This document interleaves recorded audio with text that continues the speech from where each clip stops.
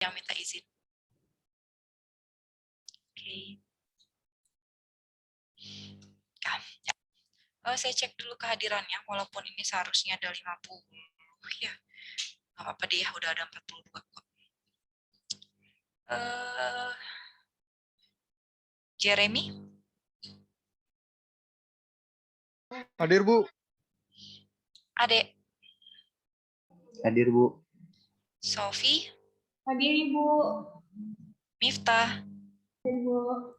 Sophie agak ngedistract ya backgroundnya pengumuman hasil seleksi SBMPTN. Oke. Bu, Ibu saya Niken, ini kita lagi barengan gitu, jadi Oh gitu, ya ampun. Nih kan kenapa pakai itu? Biar kelihatan ya udah maba. iya, ini pamer Bu, pamer masuk UPI. Selamat ya udah masuk UPI. Iya, alhamdulillah.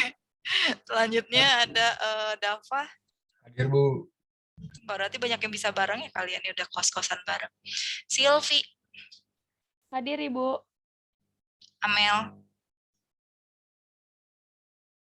Hadir, Bu. Yang hadir. Yustika, hadir nggak?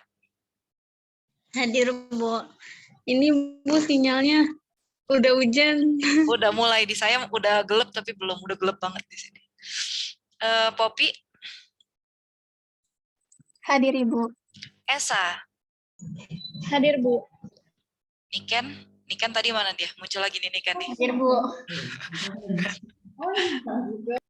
Oke, lanjutnya dari Rifki. Hadir, Bu. Nabila. Hadir, Bu. Nadia. Hadir, Ibu. Najril. Hadir, Bu. Adi. Hadir, Bu. Syafiq. Hadir, Bu. Kayaknya saya ngeliat, oh ya, soalnya tadi baru masuk gitu ya, pas pop up namanya, Jif Syafiq enter. Namira. Hadir, Bu. Regi. Hadir, Bu. Oke. Oh, barengan ya sama Dito. Oke, Mary. Hadir, Bu. Safa. Hadir, Bu. Agnia. Hadir, Bu. Atala. Hadir, Bu. Ikna. Hadir, Bu. Iya, silakan yang off cam. Nurul.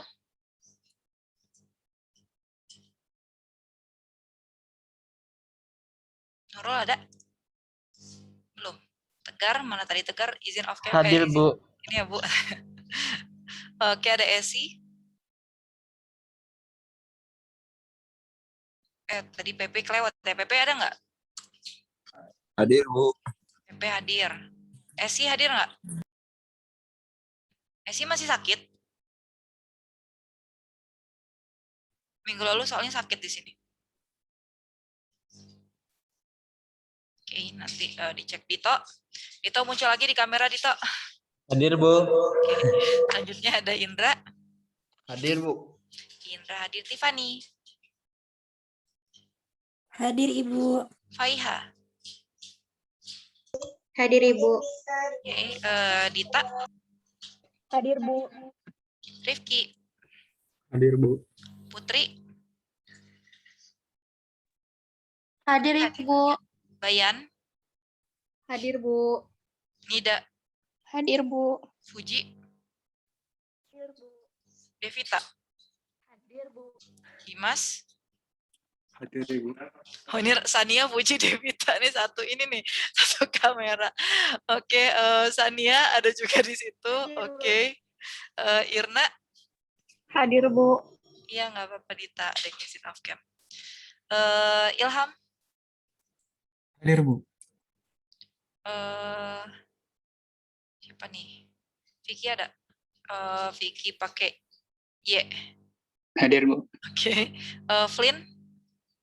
Hadir, Bu. Bu izin matikan kamera, di sini hujan. Oke. Hamam. Hadir, Ibu. Puput. Putri. Hadir, Agustina. Bu. Hadir. Mizar. Hadir, Bu. Angela. Angela mana nih Angela? Belum ada. Idan. Idan belum ada juga. Idan kemarin juga nggak hadir ya teman-temannya ya di Lanpen ya?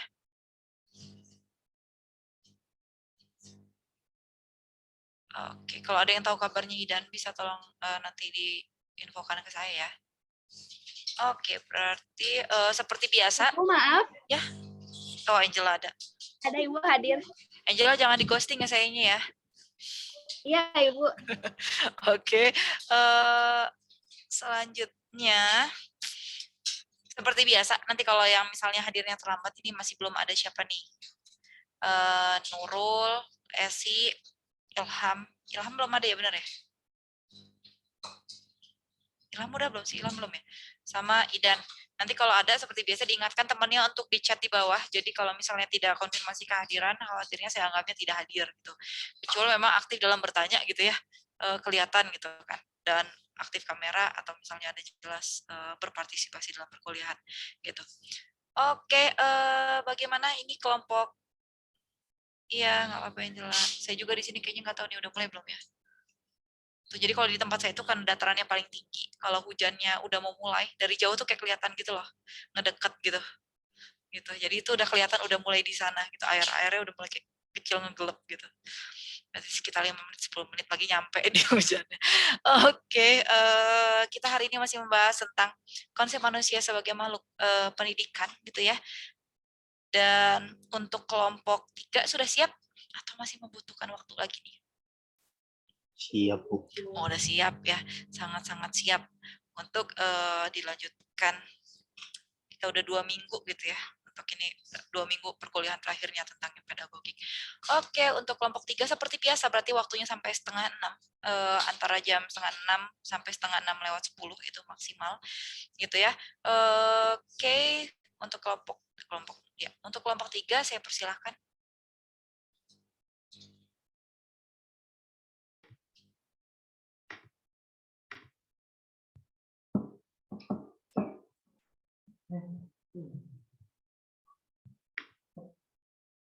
Mulai ya teman-teman. Assalamualaikum warahmatullahi wabarakatuh. Salam sejahtera, salam Om Swastiastu, Namo Buddhaya, salam kebajikan. Selamat sore teman-teman semuanya. Yang terhormat Ibu dosen mata kuliah pedagogik, Ibu Renita Puspitasari MPD, serta teman-teman kelas 3, kelas 2B Teknologi Pendidikan 2020 yang berbahagia. Puji syukur marilah kita panjatkan kepada Tuhan Yang Maha Esa atas rahmat berupa kesehatan sehingga kita bisa belajar jarak jauh di sini. Tak lupa juga sholawat serta salam. Semoga tetap tercurahkan kepada junjungan kita Rasulullah SAW, kepada keluarganya, sahabatnya, serta umatnya hingga akhir zaman. Pada hari ini, saya Niken Kena Erviana sebagai moderator yang akan memandu kegiatan presentasi dan diskusi kelompok 3 kelas 2B. Topik yang akan kami bahas adalah mengenai batas-batas pendidikan dan perbandingan teori nativisme, empirisme, dan konvergensi. Next. Sebelum pemaparan materi dimulai, ada pepatah berkata, tak kenal maka tak sayang. Maka saya akan memperkenalkan rekan-rekan saya terlebih dahulu, yaitu yang pertama ada Adi Cahyono, yang kedua ada Agnia Fazafina, yang ketiga ada Atala Simarhayan, dan yang keempat ada Rizky Fatihak. Yang terakhir ada saya sendiri, Nika Ardiana. Next. Pokok bahasan atau materi yang akan kami bahas kali ini ada 4 pokok bahasan. Yang pertama mengenai batas-batas pendidikan, yang kedua mengenai teori nativisme, yang ketiga mengenai teori empirisme, dan yang keempat atau yang terakhir mengenai teori konvergensi. Baik, untuk mempersingkat waktu, langsung saja ke materi. Next. Materi pertama yaitu tentang batas-batas pendidikan yang akan dijelaskan oleh rekan saya, Ade Cahyono dan Muhammad Rizky Fatihak. Kepada Ade dan Rizky, saya persilahkan. Baik, terima kasih atas waktunya kepada moderator yang telah memberikan waktunya kepada saya. Di sini saya akan jelaskan apa itu batas-batas pendidikan. Jadi, batas-batas pendidikan yaitu dapat diartikan sebagai ketidakmampuan pendidikan dalam melakukan tugas-tugas pendidikan. Batas-batas pendidikan juga bertujuan terhadap pelaksanaan pendidikan dalam hal kita itu ingin membawa anak itu kemana dalam pendidikannya. Selanjutnya juga pendidik sebelum proses pendidikan dilaksanakan, anak didik akan dibimbing merupakan individu potensi tertentu.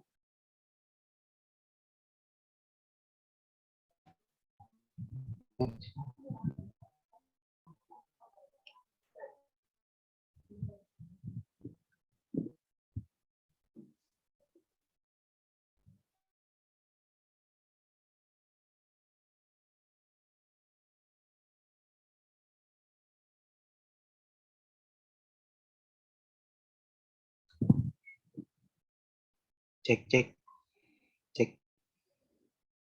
Ada suaranya nggak?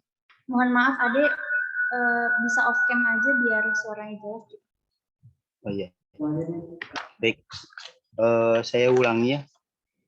Jadi batas-batas pendidikan itu dapat diartikan sebagai ketidakmampuan pendidikan dalam melakukan tugas-tugas pendidikan.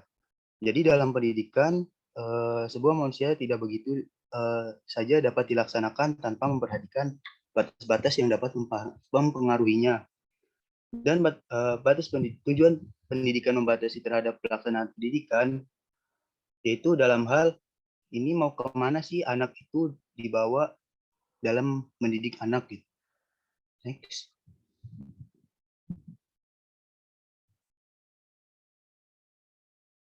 Next.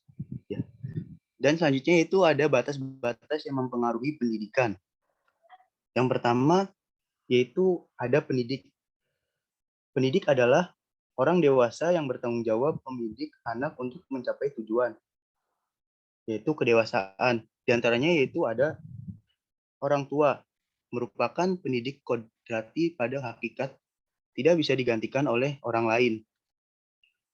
Selain orang tua, di sini yaitu ada guru.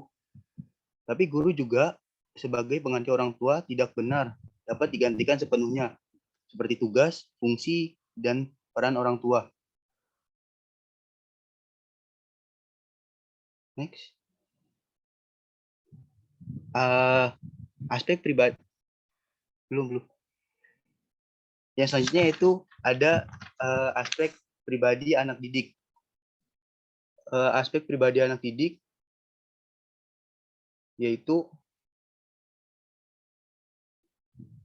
sehubungan dengan batas-batas yang berkaitan dengan pribadi anak yang bersangkutan. Anak didik adalah sosok manusia individu. Nah, individu juga diartikan seseorang tidak tergantung dari orang lain. Dalam arti benar-benar seorang pribadi yang menentukan diri dan tidak dipaksa dari luar, mempunyai sifat-sifat atau keinginannya sendiri. Yang selanjutnya yaitu ada alat pendidikan. Alat pendidikan yaitu merupakan suatu tindakan atau perbuatan atau situasi yang dengan sengaja diadakan untuk mencapai suatu tujuan atau pendidikan. Alat pendidikan juga merupakan suatu situasi yang diciptakan secara khusus dengan maksud mempengaruhi anak didik secara edukatif. Sebagai contoh, anak didik diajak atau diperintah untuk makan, maka kita baru akan melakukan tindakan pendidikan. Kalau tujuannya yang dikejar dengan ajakan atau perintah, semisal untuk membiasakan si anak turut serta dengan perbuatan bersama yang dilakukan oleh dalam rumah tangga itu. Contoh lain misalnya, ibu menyuruh anaknya untuk mencuci piring dengan tujuan anak tersebut memiliki tanggung jawab dan disiplin kerja. Maka perbuatan tersebut adalah alat pendidikan. Yang selanjutnya yaitu akan dijelaskan oleh Rifki. Pada Rifki, saya persilakan. Baik, terima kasih. Jadi saya akan melanjutkan penjelasan mengenai batas-batas yang mempengaruhi pendidikan. Yang keempat yaitu ada waktu pelaksanaan. Jadi pada saat anak usia dini, hubungan anak dengan pendidik belum disebut sebagai kegiatan pendidikan, melainkan baru dalam proses atau taraf pembiasaan. Karena anak usia dini ini masih bersifat serba menerima, mereka belum memahami apa itu perintah, aturan, norma, dan lain sebagainya. Kegiatan pembiasaan tersebut merupakan langkah awal yang dilakukan oleh pendidik untuk mencapai kedewasaan seorang anak atau disebut juga dengan pendidikan pendahuluan. Lalu yang kelima ada aspek tujuan. tujuan pendidikan adalah mengantarkan anak untuk mencapai kedewasaannya. Tujuan pendidikan ini dibagi ke dalam dua tujuan, yaitu secara mikro dan makro. Tujuan pendidikan secara mikro ini adalah untuk menjadikan anak didik menjadi lebih dewasa, sedangkan secara makro yaitu menyiapkan manusia lebih bermanfaat bagi kehidupan pribadi dan bangsanya. Lalu yang terakhir ada aspek lingkungan. Lingkungan ini tempat di mana kita bertempat tinggal dan mendapatkan pendidikan, yaitu bisa dinamakan lingkungan pendidikan. Lingkungan di sekitar anak dapat dibedakan menjadi 4 macam. Yang pertama ada lingkungan alam fisik, yaitu lingkungan ini merupakan lingkungan berupa alam di sekitar kita, seperti tumbuhan, hewan, udara, rumah, dan lain-lain. Lalu yang kedua ada lingkungan budaya, yaitu berupa kebudayaan, ilmu pengetahuan teknologi, adat istiadat, bahasa, seni, dan lain-lain. Lalu yang ketiga ada lingkungan sosial. Lingkungan sosial yaitu berupa hubungan interaksi antar individu yang hidup bermasyarakat dan saling membutuhkan satu sama lain. Lalu yang terakhir ada lingkungan spiritual, yaitu berupa lingkungan agama, keyakinan yang dianut masyarakat yang ada di sekitar kehidupan anak didik. Mungkin itu saja dari saya. Selanjutnya saya serahkan kepada moderator. Baik, terima kasih Ade dan Rifki atas pemaparan materinya. Menarik sekali bukan, kita bisa mengerti dan lebih terbuka terhadap batas-batas pendidikan. Berikutnya kita akan memahami perbedaan antara teori nativisme, empirisme, dan konvergensi. Tolong di next slide. Tentunya kami akan membahas satu persatu. Pertama-tama untuk mengetahui apa itu teori nativisme, sebaiknya kita dengarkan langsung pemaparan materi dari rekan saya, Agnia Fazafina. Kepada Agnia, saya persilahkan. Baik, terima kasih moderator atas waktunya. Di sini saya akan membahas mengenai teori nativisme. Terdapat sebuah kutipan yaitu The world is my idea, the world like man is strong idea. Arthur Schopenhauer 1788 sampai 1860. Maksud dari kutipan tersebut yaitu segala kejadian di dunia ini sebagai hal yang sejak semula telah ada. Nah, kutipan tersebut juga merupakan sebuah awal mula dari teori ini, yaitu di mana tokoh Arthur Schopenhauer sebagai penggagas dari teori nativisme ini. Aliran ini juga berkeyakinan bahwa bakat, sifat-sifat, dan kemampuan tertentu dari seseorang merupakan hal yang dibawa sejak lahir, sehingga proses pendidikan tidak terlalu berpengaruh terhadap pembentukan pribadi manusia. Sehingga dapat dicontohkan seperti adanya seorang ulama, dokter, ataupun tentara pada dasarnya itu dilahirkan, namun bukan hasil dari sebuah proses pendidikan. Lalu contoh yang lainnya yaitu ketika terdapat seseorang yang memiliki bakat dalam bernyanyi, maka pikirannya, perasaannya, bahkan kepribadiannya akan tertuju pada bernyanyi.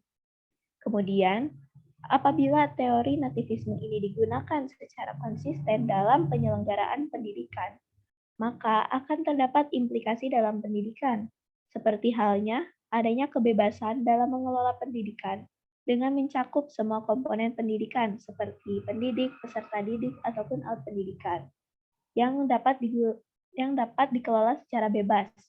Juga kebijakan utama dalam penyelenggaraan pendidikan yaitu dengan sentralisasi atau otonomi mutlak. Sehingga teori nativisme ini menitikberatkan bahwa pendidikan tidak terlalu berpengaruh pada pembentukan pribadi manusia. Mungkin sekian dari saya kembalikan lagi kepada moderator. Baik, terima kasih Agnia atas pemaparan materinya. Menarik sekali bukan? Ternyata teori nativisme ini menekankan privilege atau hak istimewa seorang anak yang mempunyai bakat atau bawaan dari lahir. Selanjutnya kita akan mempelajari tentang teori empirisme yang akan dipaparkan oleh rekan saya, Atala Simarhayan. Kepada Atala, saya persilahkan. Baik, terima kasih kepada moderator yang telah memberikan saya kesempatan. Di sini saya akan memaparkan materi tentang teori empirisme. Apa sih empirisme itu?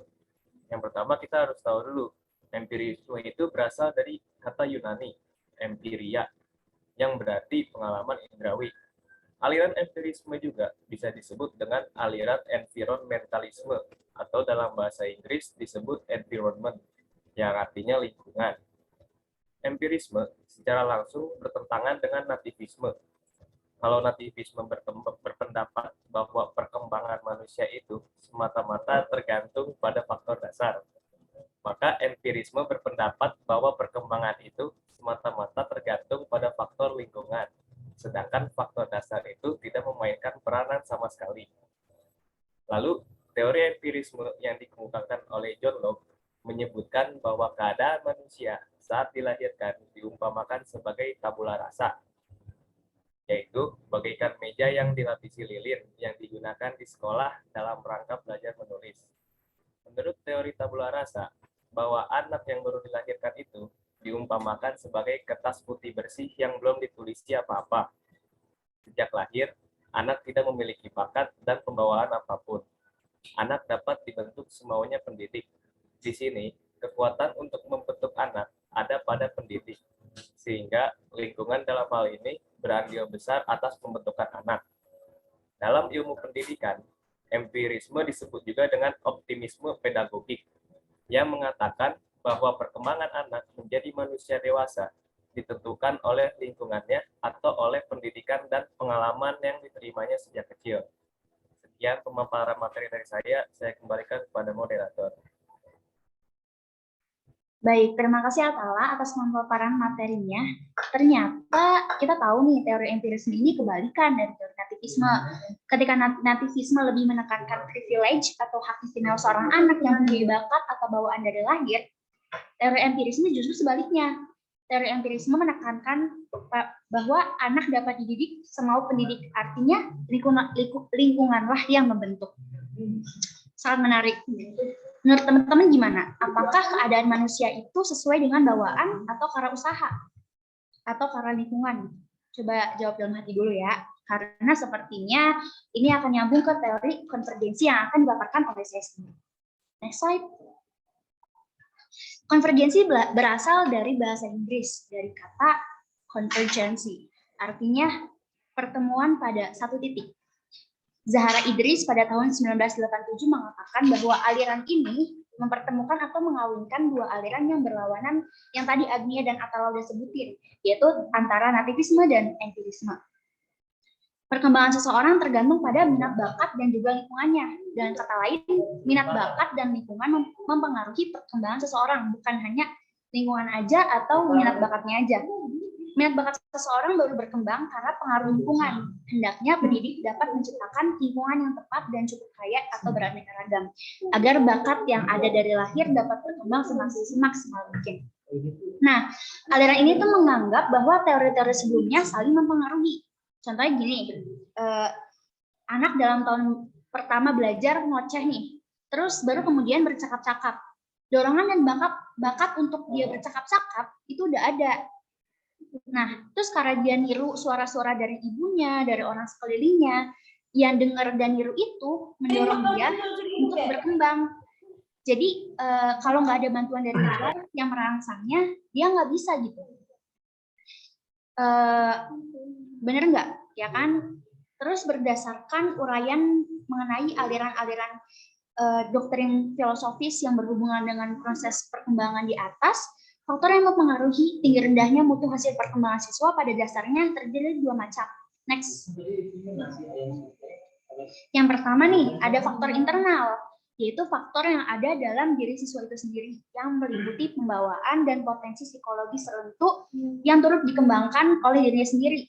Faktor internal ini mungkin jika dikaitkan masuknya ke teori nativisme yang tadi yang tadi Agnio sudah sebutkan gitu.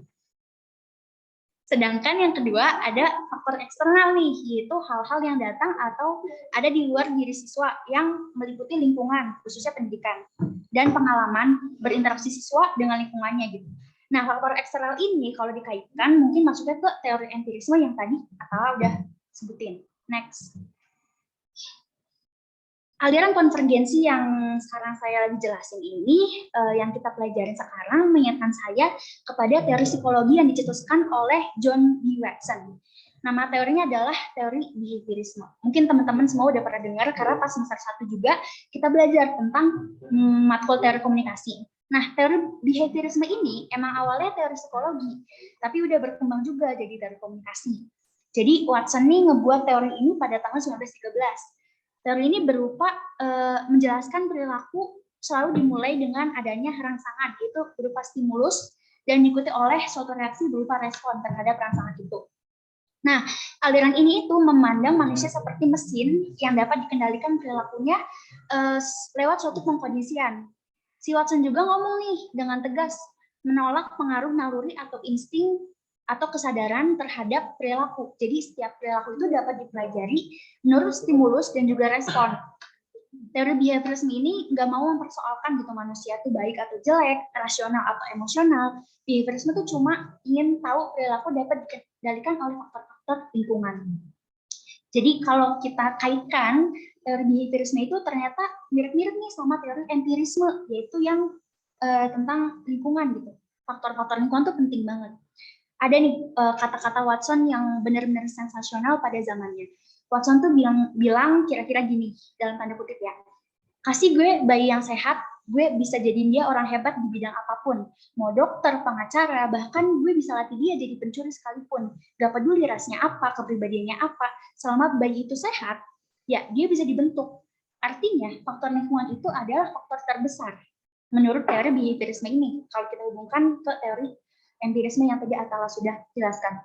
Kata kuncinya pengkondisian. Selama kita bisa dikondisiin, kita bisa berubah. Nah, terus berbeda lagi dengan teori yang dicetuskan oleh Sigmund Freud, yaitu teori psikoanalisis. Jadi Freud ini mengemukakan secara garis besar ya, teori psikoanalisis ini menyatakan bahwa ketidaksadaran atau alam bawah sadar pada individu memiliki peran yang utama dalam diri seseorang. Jadi teori psikoanalisis itu menekankan bahwa kita, manusia, mempunyai alam bawah sadar. Nah, alam bawah sadar yang kita punya ini mendorong kita untuk melakukan apa yang kita lakukan. Ada 3 aspek dalam diri manusia di dalam teori psikoanalisis ini. Yang pertama ada id, yang kedua ada superego, dan ego. Nah, setiap manusia itu punya id-nya. Id itu dorongan dalam diri kita. Jadi id adalah nafsu paling primitif gitu dalam diri manusia. Kayak makan, terus apa ya? Misalnya nih, kita lapar gak punya duit, pengen nyuri aja. Nah, nyuri itu nafsu bawaan kita, namanya id, nafsu yang sangat dasar yang manusia punya. Yang kedua ini ada superego. Superego itu nilai dan norma yang kita punya. Jadi superego ini terbentuk lewat perkataan manusia. Superego biasanya membatasi id. Misalnya tadi id kan id kita misalnya bernafsu gitu untuk mencuri. Nah, superego ini menjadi pencegahnya karena dia mempunyai nilai dan norma. Teman-teman sering nggak sih ada perdebatan gitu antara batin, kayak misalnya gue pengen nyuri tapi nggak boleh gitu. Nah, itu adalah perdebatan antara id dan superego kita. Yang ketiga dalam psikoanalisis ini ada ego. Ego itu menjadi penghubung id dan superego di dunia nyata. Jadi yang tadinya kita pengen nyuri nih, terus kayak dibatasi oleh id, oh jadinya kita nggak jadi nyuri. Nah, nggak jadi nyuri ini ego kita. Dengan landasan teori ini, Freud melakukan pengobatan mereka yang menderita gangguan psikis. Jadi dulu pada zamannya, Freud itu pada zaman Freud ada seseorang yang kena mental illness nih. Terus ngaruh ke fisik dia sampai dia nggak bisa jalan, nggak bisa gerak, bahkan dia nggak bisa lihat. Sampai separah itu. Dengan teori psikoanalisis ini, Freud ngelakuin terapi dengan cara apa coba? Dengan cara nyuruh pasiennya bercerita. Dan pasiennya perlahan-lahan sembuh. Sampai sembuh total. Itu sebuah pengobatan yang revolusioner pada zamannya. Kenapa? Karena kayak mustahil nggak sih orang sakit sembuh cuma karena cerita. Nah, jadi Freud itu berusaha masuk ke dalam alam bawah sadar si penderita. Keren banget kan?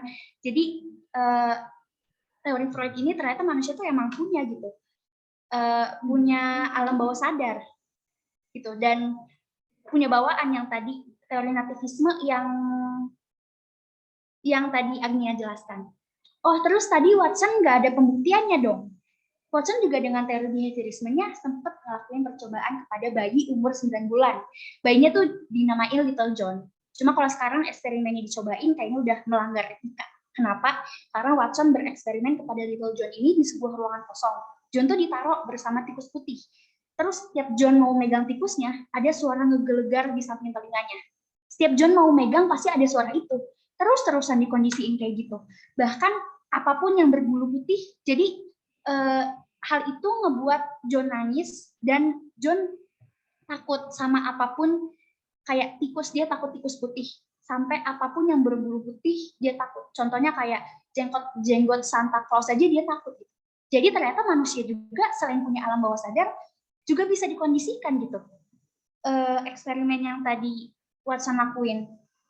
Jadi kalau dua teori itu digabungin bisa nyambung ke aliran konvergensi, di mana kita punya alam bawah sadar nih atau faktor bawaan yang bisa kita kendaliin. Tapi kita juga bisa ngondisiin diri kita dengan memperkuat faktor-faktor lingkungan yang ada gitu.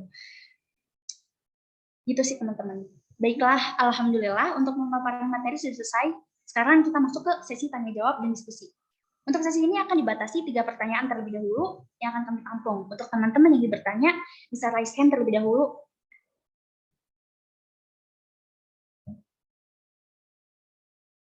Baik, di layar saya sudah ada Nadia, Tiffany, dan Poppy.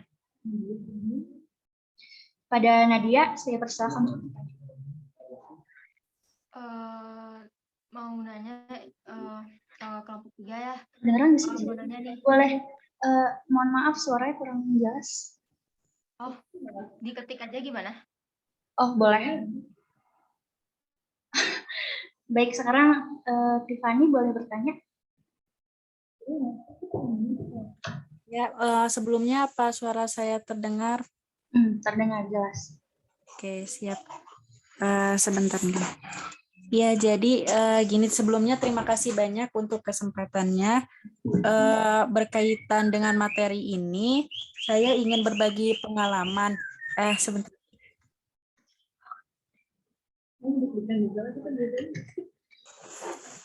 Iya, jadi gini, kan ada satu kasus di mana peserta didik tuh melanggar peraturan. Contohnya peserta didik itu tuh merokok, padahal merokok kan dilarang di sekolahnya. Terus diberilah hukuman, namun hal ini terus terulang pada anak yang sama, bahkan semakin banyak anak yang terpengaruh. Nah, pertanyaannya tuh, apakah ini termasuk pada batas-batasan pendidikan? Terus kalau misalnya ya ini termasuk pada batasan pendidikan, jadi solusinya gimana gitu nih kan? Terima kasih.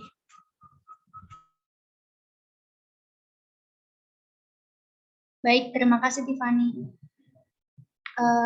Pada Poppy, dipersilakan untuk bertanya. Baik, terima kasih kepada moderator. Sebelumnya apakah suara saya terdengar? Jelas. Ya, jadi tadi kan ada faktor yang mempengaruhi, ada faktor internal. Nah, faktor internal itu kan yang ada di dalam diri siswa. Jadi yang ingin saya tanyakan, apakah seorang guru ada dalam peran tersebut kayak campur baur gitu, atau emang pure dari siswa aja gitu? Terima kasih. Baik, terima kasih. Nadia, apakah pertanyaannya sudah dikasih?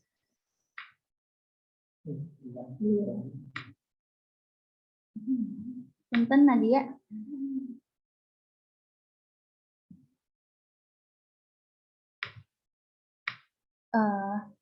Oke. Pertanyaannya baik, sudah kami terima. Sebelumnya izin diskusi terlebih dahulu. Oke, pertanyaan dia saya bacakan terlebih dahulu. Mau nanya terkait faktor eksternal yang mempengaruhi perkembangan anak. Kalau misalnya anak-anak yang homeschool itu kan lingkungannya cuma sebatas dia sama gurunya atau pendidiknya. Nah, terus gimana cara dia bisa membangun diri atau interaksi sama anak seusianya? Kalau misal ada nih waktu berkenalan itu, kalau berkenalan sama orang lain tuh dia lebih takut atau lebih interaktif? Baik, terima kasih pertanyaannya.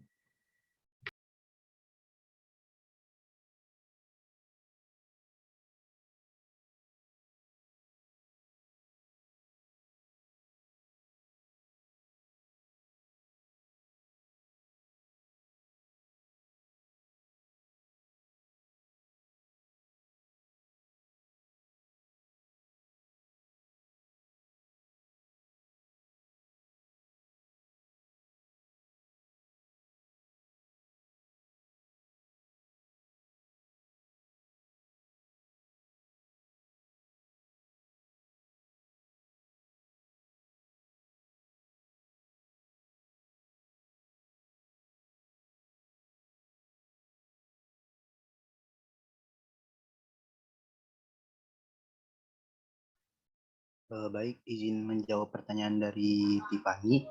Pertanyaannya kan yang tadi Tiffany contohin, peserta didik itu merokok, padahal merokok itu dilarang di sekolah, berikan hukuman. Nah, terulang pada bahkan semakin banyak yang terpengaruh. Nah, pertanyaannya, apakah ini termasuk pada batas-batas pendidikan? Jika iya, apakah solusinya? Kalau menurut pendapat kelompok kami, itu ya di sini tuh dapat termasuk batas-batas pendidikan. Bagian dalam aspek itu aspek pribadi peserta didik. Jika dilihat dari ketika anak tersebut sudah diberi hukuman, namun justru masih mengulang, hal tersebut itu menunjukkan bahwa anak tersebut memiliki sifat dan keinginan sendiri. Di buku juga ada pengertiannya, anak didik adalah sosok manusia sebagai individu atau pribadi atau manusia seutuhnya. Dan individu juga dapat diartikan orang atau seorang tidak tergantung dari lain. Dalam arti benar-benar seorang pribadi yang menentukan dirinya sendiri dan tidak dapat dipaksa dari luar, mempunyai sifat dan keinginannya sendiri. Mungkin solusinya itu seperti kayak lebih mengedepankan pendekatan secara pribadi dibanding hukuman, kayak misalkan hukumannya itu seperti lebih dimarah-marahin atau apa, tapi itu lebih ke pribadi agar peserta didik itu lebih mengerti. Mungkin cukup sekian. Apakah terjawab kan? Oke, siap. Terima kasih, Ade. Terjawab.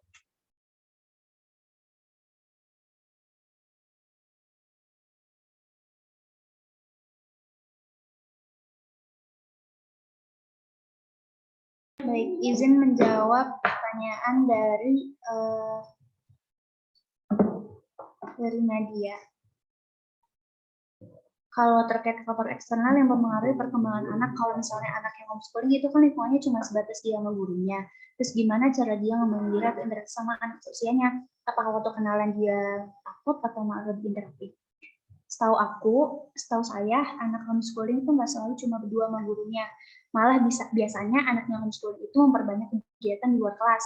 Saya kayak organisasi di luar, terus juga biasanya mereka kayak ada kegiatan gitu Sabtu Minggu sama lembaga homeschoolingnya. Kalau homeschoolingnya seperti itu mungkin anak malah cenderung lebih interaktif ya, karena dia nggak bergaul sama teman seusianya aja gitu, tapi bergaul sama orang yang lebih tua gitu, misalnya dalam organisasinya gitu. Tapi nggak bisa dipungkiri juga ada anak yang homeschooling karena permasalahan sosialnya, misalnya dia itu seorang sosiopat atau ansos. Nah, itu yang jadi masalah kalau anak-anak yang benar-benar kayak manggil guru datang ke rumah terus belajar berdua doang, itu biasanya mungkin cenderung takut bertemu orang lain, mungkin karena bisa jadi faktor sebelumnya gitu, dia di sekolah sebelumnya ternyata nggak nyaman atau gimana gitu, terus dia memutuskan untuk homeschooling privately sama gurunya doang gitu. Tapi kalau udah kayak gitu mungkin sebaiknya orang tua, itu masalah tanggung jawab orang tua membawa anaknya ke profesional atau psikolog buat analisis lebih lanjut gitu. Cuma kalau misalnya, berarti itu balik lagi ya ke pribadi anaknya. Apakah anaknya itu ikut homeschooling yang kayak gimana? Kan ada juga homeschooling yang kayak lembaga gitu, yang ternyata aku punya temen nih homeschooling, terus kayak nanya terus gimana sosialisasinya? Oh enggak, setiap Sabtu Minggu tuh kita ada acara gitu. Oh ada acara, iya selalu bikin acara, selalu ketemu orang-orang banyak. Oh gitu. Terus juga kebanyakan kayak artis-artis juga kan dia interaksi sosialnya kan jalan gitu sama temen-temennya, sama aktor-aktor lain. Nah, dia kalau misalnya udah nggak bisa gitu menentukan waktu sekolah dengan waktu syuting, biasanya dia homeschooling kan. Tapi interaksi sosialnya itu tetap jalan gitu. Jadi tergantung pribadi orangnya ikut yang homeschooling bagaimana. Terima kasih. Apakah menjawab Nadia? Menjawab, Likan. Terima kasih. Baik, sama-sama.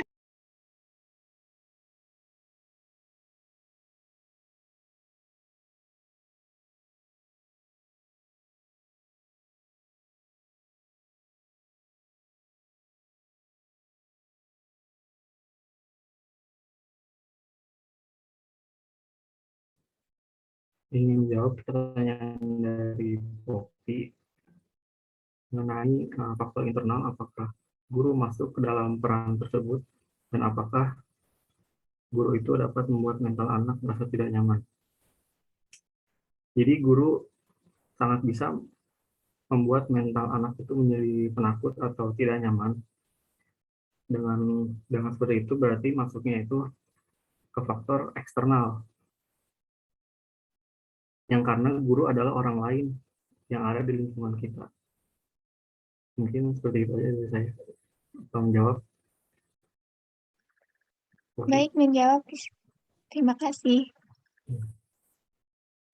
Baik, izin menambahkan juga untuk yang pertanyaan Poppy ya.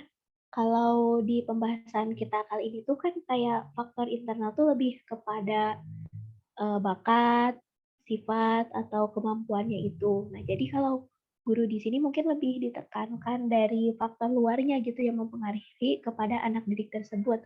Kalau faktor internalnya ya kayak tadi lagi lebih kepada sifat, bakat pribadi yang sudah ada sejak lahir dari anak itu. Mungkin sekian penambahannya. Terima kasih.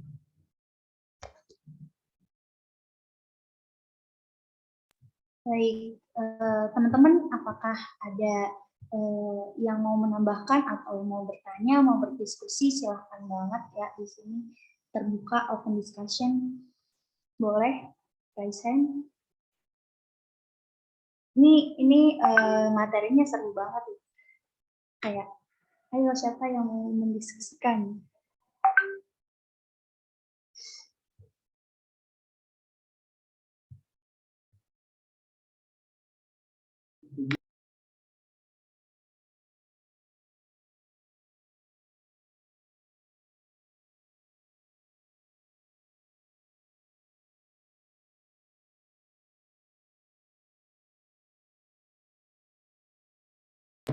Oke, Hamam, baik. Boleh saya persilakan? Baik, punten moderator, terima kasih atas waktunya. Saya mau bertanya saja pendapat dari tim penyaji dan juga teman-teman semua. Menurut kalian, kan tadi kan ada nyinggung bakat kan ya. Nah, bakat tuh menurut kalian emang ada sejak lahir atau emang terbentuk terbentuk seiring berjalannya waktu, atau ada memang dua-duanya, ada yang emang ada beberapa hal yang sudah dibawa sejak lahir dan ada beberapa hal juga yang terbentuk seiring berjalannya waktu dalam diri manusia, kurang lebih begitu. Baik, yang saya tangkap adalah pertanyaannya, apakah orang punya bakat, orang tuh punya bakat dari lahir atau lingkungan gitu kan? Tadi balik lagi nih, sebenarnya kalau misalnya ditanya gitu, teori mana sih yang paling bagus gitu, yang antara tadi nativisme, empirisme, dan konvergensi? Menurut saya pribadi, yang paling make sense dan paling benar tuh ya teori konvergensi, karena menggabungkan keduanya gitu. Apakah punya bakat dari lahir? Ada bakat dari lahir, kayak bakat itu bisa dengan kayak kita ras gen gitu. Kita punya misalnya bakat apa ya? Memang ada beneran, misalnya bakat nyanyi gitu, bakat nyanyi yang orang tuanya suka nyanyi nih, terus sekeluarga suka nyanyi, ada kan? Nah, itu juga bisa jadi termasuk bakat yang ada dari lahir. Jadi bakat atau privilege kita yang kita punya dari lahir itu sebenarnya juga ada. Cuma didorong lagi nih sama faktor-faktor lingkungan. Kalau misalnya gimana ya? Ya intinya didorong juga sama faktor-faktor lingkungan. Kalau misalnya lingkungannya nggak mendukung, ya kadang bakat itu nggak terasa. Kayak pernah dengar kan, orang pintar tuh bakal kalah sama orang yang rajin gitu. Nah itu dia. Jadi kalau punya bakat juga harus diasah dan terus jadi faktor lingkungan juga faktor pendukungnya gitu loh. Gitu. Jadi dua-duanya, Hamam, kalau menurut saya. Kalau menurut rekan-rekan saya bagaimana?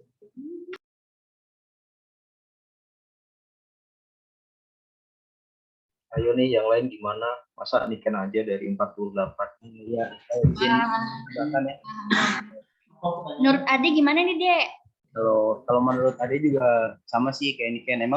Emang sih kalau misalkan bakat tuh ada yang dari bawaan lahir, dan ada juga dari yang lingkungan. Misalkan ya emang banyak juga sih misalkan orang yang memiliki bakat itu karena lingkungan.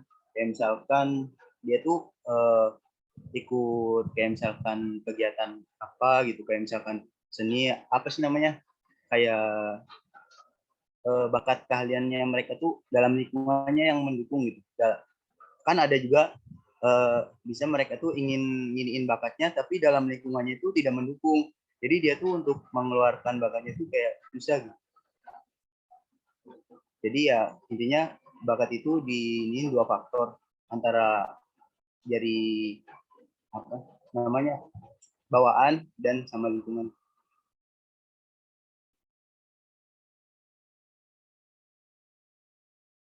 Izin menjawab, izin menambahkan.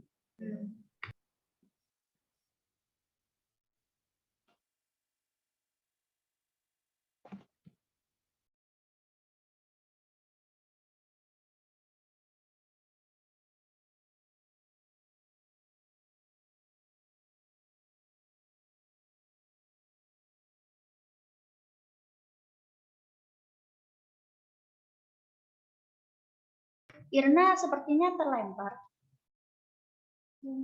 Iya nggak sih? Baik, Irna apakah terlempar? Enggak, masih ada di Zoom. Oke, baik, silakan lanjut. Iya, izin menambahkan. Kalau yang saya tahu, bakat itu dia bawaan dari lahir. Kalau misalnya dia udah besar, dia punya kemampuan lain, itu namanya bukan bakat, tapi skill. Jadi bakat itu ada apa dari lahir. Nah, untuk dikembangin atau enggaknya, kalau dia udah punya bakat dari awal, sebenarnya bakal mudah. Bakat itu gimana ya? Udah bingung. Ya, pokoknya intinya bakat itu ada sejak lahir. Kalau misalnya dari lingkungan, itu namanya skill, bukan bakat. Gitu.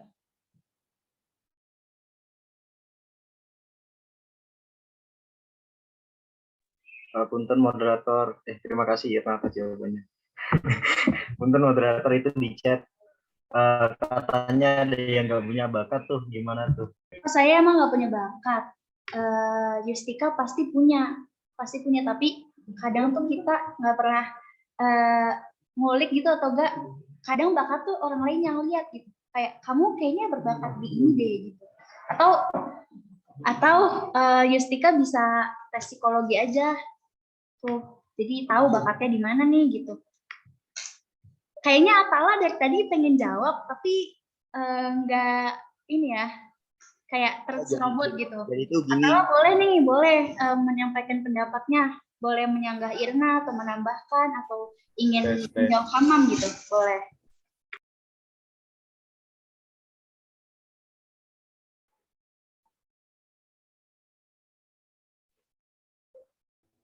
Halo moderator, apakah suara saya terdengar? Terdengar. Oh iya, izin menambahkan ya yang tadi apa namanya yang tentang bakat ya. Saya sih setuju ya sama pendapatnya dari rekan-rekan saya. Niken sama Ade kan tadi bilang kalau bakat itu kan ada dua faktor ya, ada yang dari lahir, ada yang dari lingkungan ya. Karena kan namanya bakat juga emang dari lahir kan. Terus lingkungan itu kan mendukung kita dalam menyalurkan bakat kita, makanya adanya ekstrakurikuler kan di sekolah-sekolah itu kan kita bisa menyalurkan bakat-bakat kita, dan yang namanya tadi skill itu ya kalau menurut saya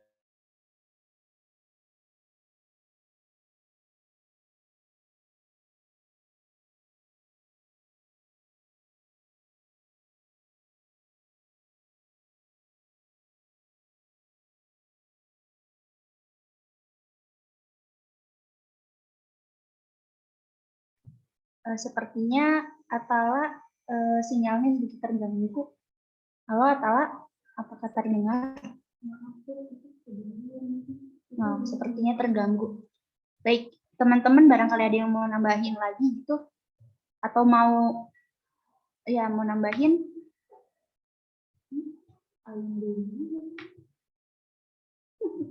Di kolom chat nih. Gimana cara lihat bakat? Lihat bakat tuh sebenarnya lihat kecenderungan kita suka sama apa dulu sih awalnya. Terus nanti baru dikembangin. Misalnya kita nih gini, sesimpel gini Yus. Misalnya kita suka makan nih. Suka makan kan bukan bakat, tapi sebenarnya kita bisa nih jadiin itu bakat dengan cara kita belajar masak. Kan? Jadi sebenarnya kita cari apa yang kita suka, kemudian kita kembangkan gitu. Masak sama makan, kalau udah masak nih kayak hobi makan, terus udah masak, jadi kita punya bakat nih, kita bisa masak. Terus kayaknya Mustika belum dapat lingkungan sesuai, jadi bakatnya belum kelihatan gitu. Tapi Ya, sebenarnya bakat udah ada, tahu. Ini iya, siapa? mungkin nggak cuma Yustika aja, mungkin dari kebanyakan, mungkin yang lain juga pasti bakal banyak sih yang ngerasa kayak punya bakat gak sih ini diri gitu, kayak gak punya bakat nggak berguna banget gitu. Oh iya. Oh iya, oke. Regi mau ngomong boleh? Ada pertanyaan di kolom chat itu dari Kang Fir.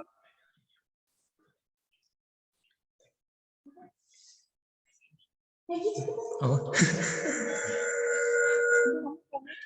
Enggak, kalau tadi kan bilang juga udah.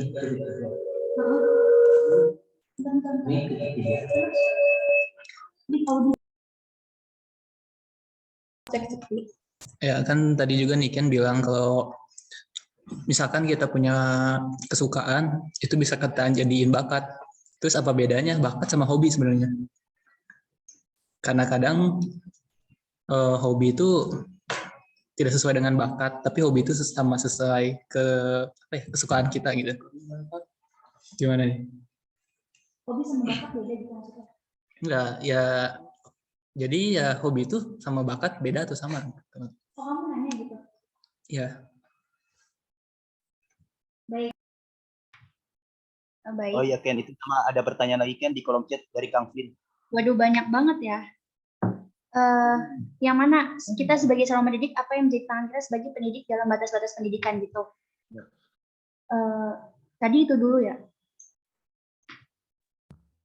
Ade boleh jawab, Dek?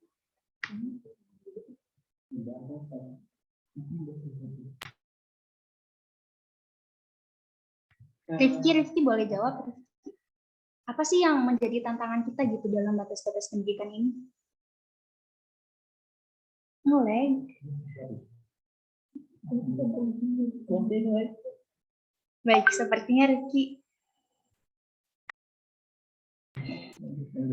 Agnia boleh jawab? Apa sih yang jadi tantangan kita gitu dalam batas-batas pendidikan ini? Baik, izin menjawab mungkin ya. Menurut kelompok kami itu kan batas-batas pendidikan itu ada 6 aspek ya. Yang utamanya seperti pendidik, pastinya dari pendidiknya itu mungkin dari kemampuan pendidik dalam mendidiknya itu yang menjadi batasan kita sebagai pendidik itu. Jadi kayak kalau pendidiknya kurang mampu atau kurang bisa, kurang memahami dalam proses mendidik anak didik tersebut, maka ya itu menjadi batasan gitu. Jadi pengaruh dari proses pendidikan itu nggak nyampe ke anak didiknya. Kemudian kalau dari aspek yang kedua itu aspek pribadi anak didik, kayak yang pertanyaan Fani tadi gitu ya. Ketika anak udah dihukum, tapi dia masih punya keinginan atau kemauan buat melanggar terus gitu dari apa yang udah pendidik sampaikan gitu, bahwa itu tuh nggak boleh. Jadi kalau keterbatasan dalam aspek pribadi anak didik itu batasan kita sebagai pendidik ya dari anaknya sendiri, dari kemauan anaknya dalam menuntut ilmu misalnya kayak gitu. Kemudian kalau dari alat pendidikan pastinya alat pendidikan yang kurang memadai mungkin ya dalam untuk mendidik anak didik tersebut. Kemudian dalam waktu pelaksanaannya seperti yang telah dijelaskan oleh Ade dan juga Rifki tadi, memiliki batasan-batasannya. Kita sebagai pendidik tuh harus bisa menginikan waktunya gitu, agar pengaruh dari proses pendidikan itu sampai kepada anak didik. Kemudian dari aspek tujuannya juga dan juga aspek lingkungannya, pasti selalu ada gitu tantangan pendidik untuk menyampaikan pengaruh pendidikan terhadap anak didik tersebut. Mungkin segitu dulu ya, Niken. Barangkali ada yang ingin menambahkan? Terima kasih. Baik, terima kasih. Apakah pertanyaannya terjawab? Tadi siapa yang nanya? Ada? Kaflin. Apakah Kaflin sudah terjawab? Ya, sudah. Terima kasih. Baik, sama-sama. Sekarang kepada Atala. Atala, apakah ada? Halo. Tadi dilanjut sama kalau mau jawab pertanyaan Regi boleh. Apa sih bedanya hobi dan skill? Hobi dan bakat apa sih bedanya gitu? Tadi lanjutin dulu aja yang tadi belum selesai gitu. Udah kelempar. Oh, perbedaan itu ya tadi apa? Hobi dan bakat ya. Kalau dari jawaban saya sih simpel aja ya.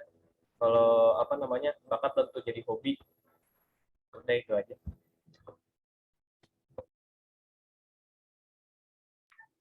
Gimana Atala? Ya, kalau bakat belum tentu jadi hobi. Oh, kalau udah bakat pasti udah hobi sama itu ya. Iya. Tapi kalau hobi belum tentu bakat gitu. Iya, betul. Maksud saya gitu. Ya. Apakah Regi terjawab? Aku mau nambahin sih. Kalau menurut saya kalau hobi itu lebih ke apa ya? Lebih ke kesenangan atau kegemaran gitu. Yang dibilang istimewa dalam satu hal yang dilakukan dalam waktu-waktu Ya, yang senggang atau waktu kosong. Bedanya bakat dan hobi, mungkin kalau hobi itu biasa kita dengar itu kan kesenangan atau kegemaran terhadap sesuatu. Nah, kalau bakat itu mungkin kita bisa lebih mahir dalam bidang tertentu, tapi tidak terlalu bukan dibilang sebagai hobi juga gitu, tapi itu udah sebagai passion kita untuk menjalankan bakat kita. Tetapi mungkin bisa ada hobi-hobi yang lain, misalnya Regi gini, misalnya Regi hobi baca gitu, tapi bakat Regi main sepak bola. Nah, itu kan beda gitu. Jadi Regi seneng baca tapi lebih ahli gitu daripada sepak bola gitu.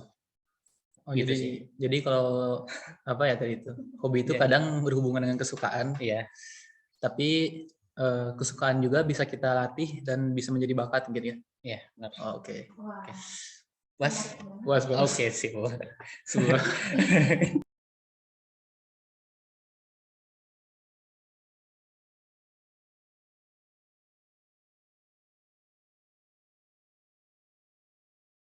Baik, gitu ya menurut Gito. Tadi Adik mau ngomong, sepertinya terserobot. Adik boleh ngomong? Jadi kalau menurut pendapat saya sendiri mah, kalau misalkan hobi itu kayak sebuah kegemaran atau kesenangan yang bisa dibilang itu istimewa gitu. Dan suatu hal yang dilakukan pada waktu-waktu yang senggang dan tidak termasuk pekerjaan utama. Jadi untuk bisa kita tuh mengisi waktu-waktu kosong itu dengan hobi gitu, kayak misalkan agar ibarat kata kayak buat refreshing lah, antara ini kayak misalkan daripada kita nginiin waktu kosong, mending kita ngelakuin yang bermanfaat gitu dengan hobi kita gitu sih. Kalau misalkan ke bakat itu kayak apa ya, ya emang kembali lagi ke potensi seseorang juga. Terus kayak misalkan bakat itu lebih ke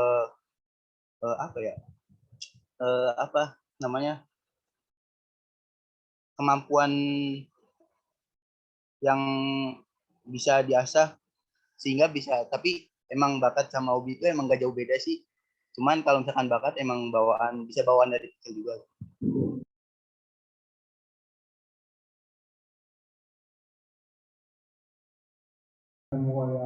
Baik, menarik banget ya teman-teman.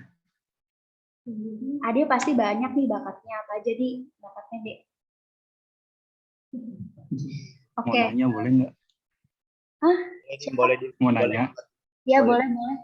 Kan misalnya ada orang kan bakatnya di sepak bola. Nah tapi itu sama orang tuanya kayak nggak dibolehin, itu nggak didukung. Nah cara ngatasin supaya bakat itu bisa terus dikembangin gimana gitu? Terima kasih. Sama-sama. Mungkin karena orang tua nggak ngedukung, sebenarnya faktor pertama tuh komunikasi sih. Harus komunikasi dulu gitu. Komunikasikan kenapa aku punya bakat ini nih, dan kenapa harus dikembangin. Kita tuh harus komunikasi sama orang tua. Tuh, kata Dava bener banget, buktikan dengan prestasi, Dim. Jadi sekali-kali gitu Dimas ikut lomba sepak bola, terus tiba-tiba menang. Tuh. Terus ya itu bisa dibuktiin gitu. Nah, aku tuh bakat loh di sini gitu. Kalau kayak gitu mungkin orang tua bisa percaya. Tapi balik lagi kalau misalnya tidak ada keredoan dari orang tua gitu, kayak benar-benar kita udah ngejelasin segala macam dengan baik-baik dan orang tua enggak meridoi gitu, kayak enggak, kamu enggak boleh. Itu ya sebenarnya kita nggak hanya punya satu bakat gitu di dunia ini. Kita bisa cari bakat yang lain. Kok ternyata aku juga suka nih ABC gitu. Kayaknya lebih ke gambar, misalnya suka gambar, suka sepak bola tapi suka gambar juga. Terus kita, misalnya Dimas suka gambar, terus jadi Dimas mempelajari Photoshop segala macem, Corel Draw, sampai Dimas jadi desain grafis. Kan bisa gitu. Dari bakat, dari tadinya hobi, terus punya bakat itu, terus bakat ini jadiin bisnis gitu. Nggak nyambung ya, tapi nyambung sih. Teman-teman gimana nih menurut teman-teman? 2 menit lagi waktu kita. Boleh, ya udah ada aja. Izin meluruskan juga yang dari Irna ya. Kata Irna itu izin meluruskan bakat ada sejak lahir. Bakat tidak perlu dipelajari karena sudah sejak lahir. Nah, misalkan kita punya bakat nih dari lahir dan bakat kita itu tidak dikembangkan gitu. Dan kita diam aja ya, kita ya namanya juga apa ya? Suatu keahlian itu ya harus dikembangin, atau suatu bakat itu harus kita pelajari lebih dalam gitu. Agree. 100%. Ya, izin menjawab. Ya boleh itu. Ya, jadi kalau bakat itu kan dia ada sejak lahir ya. Nah, dia nggak usah diajarin juga, itu udah bisa gitu. Kayak ponakan saya. Dia masih kecil, tapi suaranya udah bisa ngikutin nadanya, ngikutin alunannya gitu. Udah bisa, padahal nggak diajarin siapa-siapa gitu. Nah, bakat itu udah ada sejak lahir. Emang sih perlu dikembangin. Emang kalau orang tuanya melihat potensi itu, ya bisa kan disekolahin musik gitu, di sekolah musik.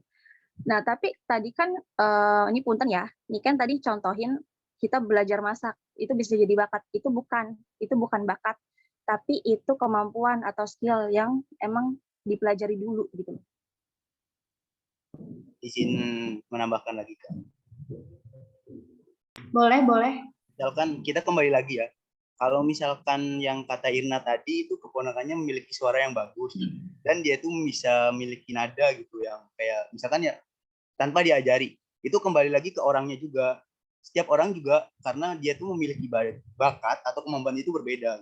Dia tuh bisa saja dia tuh karena dia juga anak kecil dan gampang juga masuk dalam pikiran, bisa saja dia mendengarkan lagu atau apa itu dapat gampang tersaring gitu.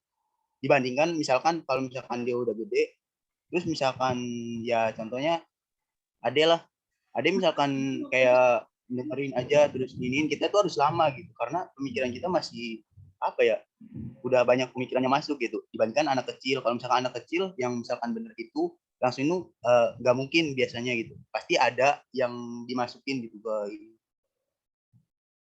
Baik, terima kasih Ade, bahwa yang tadi maksud Irna adalah semua orang punya bakat sejak lahir, contohnya sepupunya. Nah, menurut Ade, sepupunya ini mengidentifikasi apa yang ada di sekitarnya gitu. Jadi dia bisa meniru nada itu karena ada faktornya juga begitu. Baik, sepertinya waktunya sudah selesai dan mungkin diskusi ini akan kita dengarkan gitu pendapat dari Ibu Renita Putrisari. Demikian tadi presentasi dan diskusi kelompok 3 kelas 2B. Mari kita mengucapkan alhamdulillah bersama-sama, alhamdulillahirabbil alamin. Saya sebagai moderator mohon maaf atas segala kekurangan saya dan juga rekan-rekan saya. untuk memajukan pendidikan Indonesia. Kalau bukan sekarang, kapan lagi? Kalau bukan kita, siapa lagi? Wassalamualaikum warahmatullahi wabarakatuh. Waktu sepenuhnya saya kembalikan kepada Ibu Rinita Puspitasari, MPD. Assalamualaikum warahmatullahi wabarakatuh. Silakan seperti biasa tepukan virtualnya untuk kelompok 3.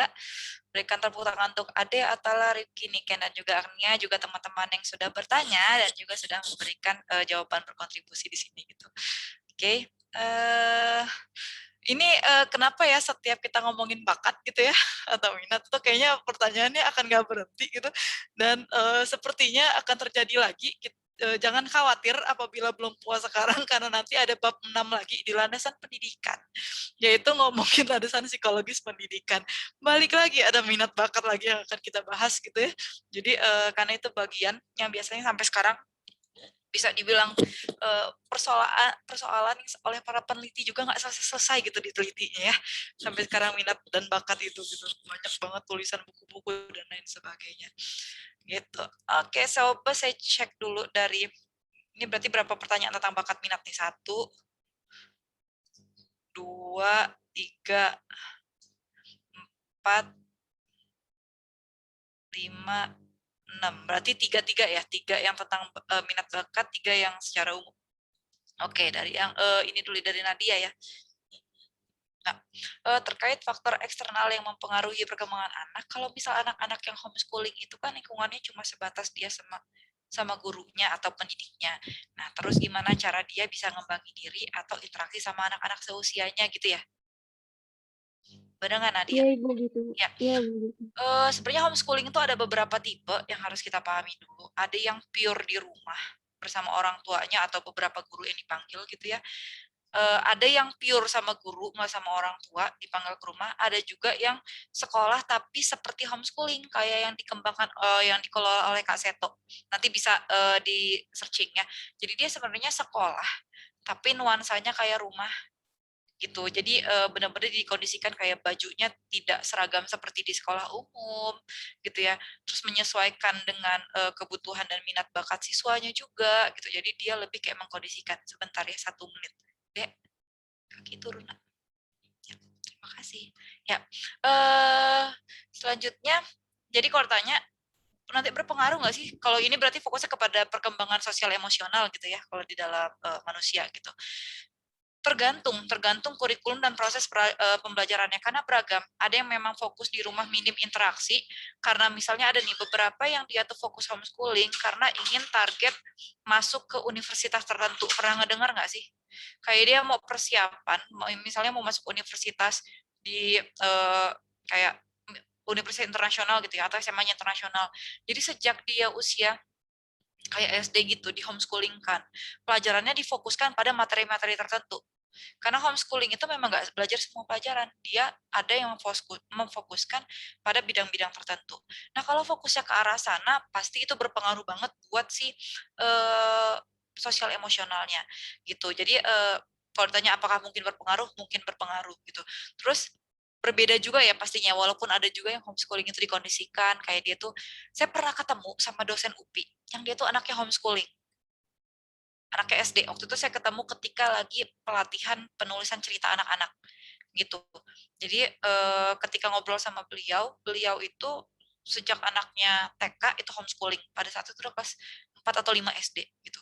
Tapi programnya bagus gitu loh. Kalau pas saya, oh bagus juga nih programnya. Kenapa? Karena beliau tuh bukan cuma kayak oke nak kita baca di rumah gitu ya, enggak gitu loh. Jadi dia ngebuat list-list kayak ada misalnya kayak ada pameran di mana, ada pertunjukan di mana gitu ya, atau kayak misalnya ada summer camp tipe-tipe gitu yang di Indonesia, anaknya selalu diikutkan gitu loh kalau ada event-event tersebut. Jadi si anaknya tetap bersosialisasi gitu ya. Terus tidak hanya di rumah, anaknya ikut kayak misalnya waktu itu dia anaknya apa sih, musik atau apa gitu, jadi diikutan kayak kursus gitu, tapi yang memang punya teman-temannya gitu, jadi dia tetap bisa bersosialisasi. Dan ketika saya ketemu sama anaknya, cepet juga sih kenalan juga, langsung assalamualaikum, langsung ciuman, terus dia nanya, ngajar sama bunda ya, kayak gitu, langsung ngajak ngobrol anaknya gitu, jadi friendly banget gitu. Jadi tidak menutup kemungkinan ketika homeschooling itu anaknya tidak jadi pemalu, dan tidak menutup kemungkinan anak yang di sekolah umum jadi pemalu gitu. Termasuk ketika saudara saya juga ada yang anaknya tuh sekarang baru masuk 6 tahun tapi udah lancar banget baca. Tapi bahkan sama saudaranya ketika diajak ngobrol nggak mau. Lama gitu pemanasannya, setengah jam dulu, kadang 1 jam dulu pemanasannya. Gitu. Sebentar ya, ada yang toyal-toyal di sebelah. Iya. Maaf ada iklan sedikit toyal-toyal di sebelah ya gitu. Jadi dia ikutan gitu ngomongin itu ya kata dia karena dia tahu sepupunya sendiri gitu kan ya. Jadi yang diomongin gitu. Oke, jadi itu sebenarnya ada yang kayak gitu. Jadi malu. Ada juga anak yang langsung berani. Mungkin kalian juga tahu di lingkungannya. Jadi intinya apa sih yang membuat si anak itu gitu ya? Apakah karena homeschooling ya? Bisa jadi, bisa enggak. Karena homeschoolingnya tergantung bagaimana programnya. Jadi kalau saya fokusnya bukan karena homeschoolingnya, tapi bagaimana program pembelajarannya dan juga bagaimana lingkungannya. Karena kalian bisa ngeliat ya ada yang anak-anak lomba Genius Child gitu ya, ceritanya apa judulnya sih? Child Genius gitu kalau nggak salah.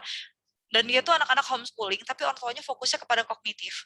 Jadi belajar matematika, IPA, dan lain sebagainya. Tapi nggak gaul gitu. Jadi si anak-anak itu pada egois segala macam, tapi emang luar biasa, ngitungnya cepet dan segala macam. Tapi ya kayak gitu, komunikasinya kurang baik.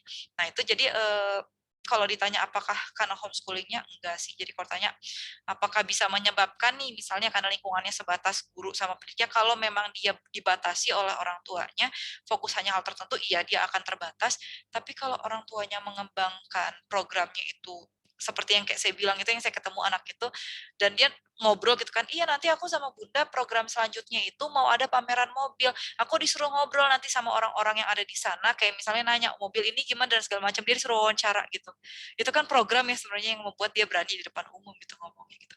Jadi tergantung juga bagaimana programnya gitu, karena banyak faktor ya membuat anak sosial emosionalnya itu berkembang atau enggak, termasuk di lingkungan keluarga juga walaupun dia enggak homeschooling.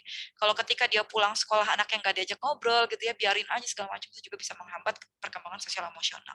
Gitu ya Nadia.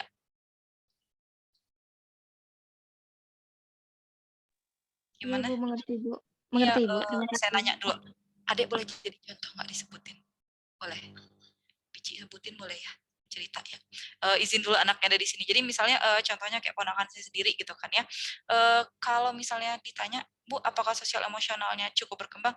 Dia cukup lambat untuk sosial emosional. Kenapa? Karena memang pertama anak satu-satunya, bapak ibunya kerja, dan dia biasanya cuma dititipin dulu sebelum dia ke sini gitu ya. Kalau sekarang di sini tuh ada anak yang kerja di rumah 2 orang. Jadi dia main sama itu. Sebelumnya itu benar-benar luar biasa. Komunikasi sama orang, video call sama orang tuanya aja nggak mau ngomong gitu. Jadi susah banget ketika diajak komunikasi. Tapi ketika dia udah ada interaksi, sekarang udah mulai kayak di SD, ketemu teman-teman, jadi itu bisa mempengaruhi juga gitu. Jadi kalau anak homeschooling mungkin dia seperti itu juga bisa gitu kan ya. Terutama yang saya khawatirkan sekarang nggak homeschooling, tapi sekarang itu anak-anak TK dan SD itu di rumah, bener nggak? Masih banyak yang online. Nah itu dampaknya sama loh sebenarnya. Karena dia nggak interaksi sama siapa ngobrolnya. Ketika ngomong sama orang tuanya, Bu mau ngobrol, nanti ibu sibuk dulu lagi kerjain sendiri. Kalau di sekolah masih ada diskusinya gitu kan ya sama teman sama guru gitu kan ya. Nah itu juga bisa menjadi faktor kendala yang menyebabkan perkembangan sosial emosionalnya itu terhambat. Dalam faktor ini adalah apakah dia akan sulit untuk berinteraksi dengan orang lain gitu. Terus dari Tiffany, merokok dilarang, malah banyak anak yang terpengaruh gitu ya. Malah akhirnya ikut-ikutan merokok. Apakah masuk dalam batasan pendidikan? Solusinya harus seperti apa? Seperti Tiffany ya pertanyaannya. Iya, Bu. Maaf ya saya agak ketawa-ketawa ini ke distract sama ponakan saya sendiri, tiba-tiba iya nanti tenggorokannya bisa bolong atau dia komen sendiri di depan saya. Kita ada di belakang laptop tuh anaknya. Ya jadi kalau ditanya apakah masuk dalam batasan pendidikan, yang pertama terkait dengan faktor tujuan pendidikan gitu ya, yaitu tidak diperbolehkan merokok. Misalnya apa alasan edukatifnya kayak tadi disebutkan ya, nanti berbahaya buat kesehatan dan sebagainya. Jadi itu tujuan edukatif yang berkaitan dengan tujuan pendidikan. Itu batasannya. Karena yang membedakan tujuan pendidikan dengan tujuan lainnya adalah hal yang edukatif, yaitu bagaimana kita membimbing untuk dia menjadi lebih baik lagi. Kalau tujuannya adalah misalnya gini, kenapa nggak boleh merokok? Jangan merokok, ntar rokoknya, ntar beli uangnya habis gitu ya. Itu kan faktornya bukan edukatif ya jadinya ya. Jadi tujuannya harus yang sebatas edukatif. Contohnya berbahaya buat dia, atau misalnya tidak baik buat lingkungan gitu ya. Walaupun tidak baik buat finansial juga lah ya jadinya. Cuman itu faktor lainnya gitu. Jadi intinya adalah bagaimana si pendidik memberikan nilai edukatif kepada peserta didik bahwa merokok itu tidak baik. Itu batasan dari tujuan pendidikannya. Terus yang lainnya adalah terkait dengan alat pendidikan. Di sini tadi disebutkan dilarang, malah banyak anak yang terpengaruh gitu ya. Nah, di sini larangan itu merupakan salah satu di batasan pendidikan gitu ya, alat pendidikan masuknya. Jadi apakah larangan di sana sebagai alat pendidikan sudah tepat? Karena terkadang larangan itu bisa tepat, bisa enggak. Karena ada siswa, enggak tahu kalian, mungkin ada salah satu dari kalian atau beberapa dari kalian, yang ketika dilarang malah tertantang. Nah, kalau gitu nggak efektif tuh penggunaannya gitu ya. Jadi ketika semakin dilarang, oh nggak boleh nih dicoba-coba gitu kan ya. Tipe-tipe usia-usia kayak anak-anak SD kelas 1 gitu ya, 6, 7 kayak ponakan saya, kalau dilarang itu makin dicoba. Dia nggak boleh dipegang ya, nggak boleh ya, makin dideketin gitu tangannya gitu kan ya. Jadi hati-hati dengan tipe dan karakteristik anak gitu ya. Nah, oleh karena itu pertanyaan solusinya bagaimana, kata Tiffany ya. Yang pertama harus dianalisis dulu nih, karakteristik dan tahap perkembangan anaknya gitu kan ya, usia berapa, karakteristiknya seperti apa gitu kan ya, seperti saya bilang tadi ada yang tertantang gitu kan dilarang gitu kan. Selain itu ada yang aksi rame-rame, kalian pernah mengalami pastinya, ketika rame-rame ikutan mengikuti mayoritas itu menjadi sesuatu yang esensial bagi perkembangan. Benar nggak? Ketika ada teman rame pengen ikut-ikutan, contohnya adalah demo gitu ya, kemarin udah sempat kita bahas kan ya, yang ikut-ikutan aksi. Kenapa ikutan? Seru aja kayaknya sih, gitu kan ya. Ditanya alasan esensialnya apa, ya karena seru aja rame-rame. Bisa juga terjadi hal seperti itu. Kenapa merokok? Mungkin anak yang merokok itu bisa disebut sebagai kayak idola, trendsetter, atau siapapun yang di sekolah yang memang dia memiliki nilai khusus bagi teman-temannya. Tahu ya, pernah di sekolah ada anak, tidak selamanya anak yang berprestasi positif gitu ya, yang dia dianggap banyak followersnya gitu lah sama teman-temannya. Tapi ada juga anak yang kelihatan nih kayak sering bolos dan lain sebagainya, tapi temennya nge-follow aja tuh. Pernah kan ngalamin di sekolah ya, kayak ketika dia ngomong gitu kan ya, temennya pada nurut gitu. Yang dia karismanya tuh sebenarnya muncul dibandingkan teman-teman lainnya gitu. Nah, itu juga mungkin terjadi. Kalau hal tersebut terjadi, berarti panggil si anak tersebut. Kalau memang dia yang tipenya bisa disebutnya dalam psikologi itu biasanya kayak star student gitu ya, ada siswa yang dijadikan bintang gitu lah ya, panggil anaknya. Gitu kan ya. Sebenarnya ketika dia berubah, itu semua ikut berubah. Kalau memang sistemnya adalah followers. Gitu.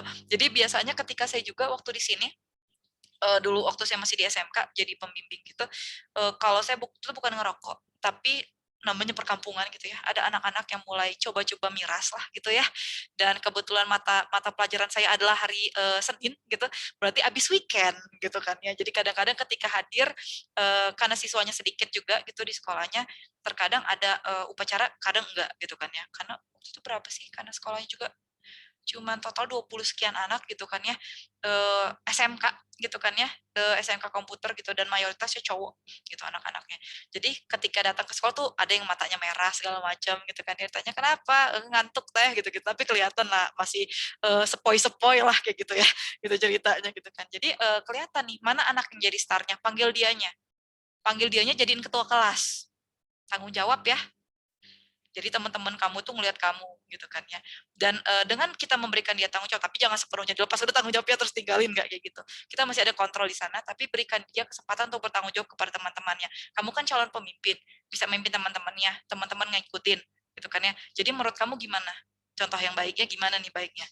Kalau misalnya teman-teman pada gini, dan itu sebenarnya ketika saya melakukan hal tersebut, dampaknya positif sih. Jadi si anaknya yang lebih banyak ngelapor, tau gak sih? Padahal dia yang tadinya tuh banyak bolos segala macam ya. Karena saya kan ketua kelas, jadi kayak punya rasa kayak ngatur gitu di kelasnya. Nggak boleh bolos, nggak boleh ini gitu-gitu ya. Nanti dan teman-temannya ada rasa kayak emang nge-follow dia gitu kan ya. Jadi ketika dia itu lebih didengarkan dibandingkan dengan guru-guru yang ada gitu. Jadi ada tipe seperti itu, jangan dijauhin, tapi lebih baik itu yang diambil gitu loh. Ngebantu kita juga, karena ya kayak kalian lah, lebih enak ngedengar temen ya daripada guru yang ngomong, bener nggak? Kayak nasihat-nasihat seperti itu gitu, kayak lebih masuk aja di kita ketika itu sebaya gitu, dibandingkan dengan orang yang kita anggap oh itu udah lebih senior lah, mereka mah nggak tahu lah generasi kita seperti apa gitu. Kalau itu rentangnya sejajar tuh lebih optimal ketika melaksanakannya gitu ya. Tiffany gimana?